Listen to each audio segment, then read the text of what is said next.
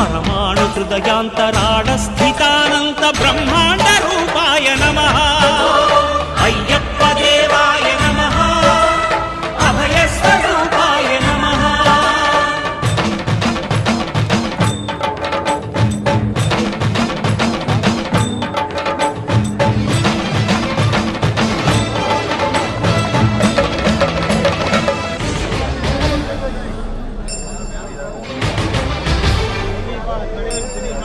పద్దెంది పడిమెట్ల పైకెక్కి గుడికేగు భక్తులకు ఎదురొచ్చే బంగారు స్వామి